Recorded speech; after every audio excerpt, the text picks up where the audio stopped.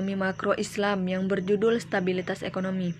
Pengertian stabilitas perekonomian adalah persyaratan dasar untuk tercapainya peningkatan kesejahteraan rakyat melalui pertumbuhan yang tinggi dan peningkatan kualitas yang bertumbuh. Stabilitas ekonomi makro dicapai ketika hubungan variabel ekonomi makronya yang utama berada dalam keseimbangan. Perekonomian yang tidak stabil menimbulkan biaya yang tinggi bagi perekonomian dan masyarakat. Ketidakstabilan ini akan menyulitkan masyarakat, baik swasta maupun rumah tangga, untuk menyusun rencana ke depan, khususnya dalam jangka lebih panjang yang dibutuhkan bagi investasi. Stabilitas ekonomi makro tidak hanya tergantung pada pengelolaan besar ekonomi makro, tetapi juga tergantung kepada struktur pasar dan sektor-sektor seperti industri, pertanian, perdagangan, keuangan, dan perbankan.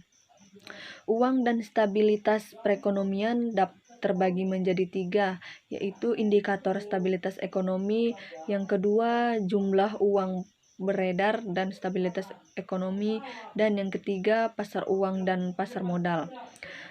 Nah, ini juga terbagi menjadi 3. Uang stabilitas juga terbagi menjadi 2, pandangan ahli ekonomi klasik dan pandangan ahli ekonomi Keynesian. Indikator stabilitas ekonomi juga menjelaskan tentang perekonomian dikatakan stabil jika perkembangannya indikator makro ekonomi juga jangka panjang tidak fluktuatif. Dan jumlah uang beredar stabilitas ekonomi juga menjelaskan pengaruh jumlah uang beredar terhadap perekonomian telah dijelaskan oleh banyak ahli ekonomi aliran utama. Dan yang ketiga, pandangan ahli ekonomi klasik.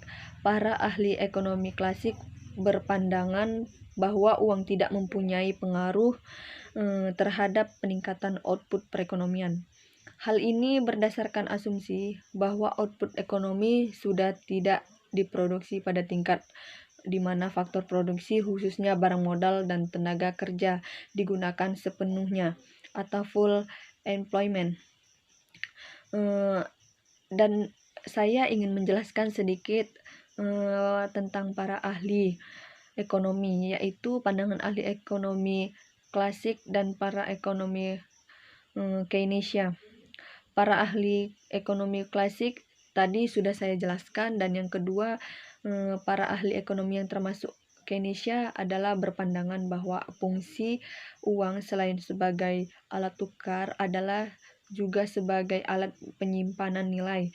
Fungsi alat penyimpanan nilai inilah yang memungkinkan uang digunakan sebagai alat untuk memperoleh keuntungan.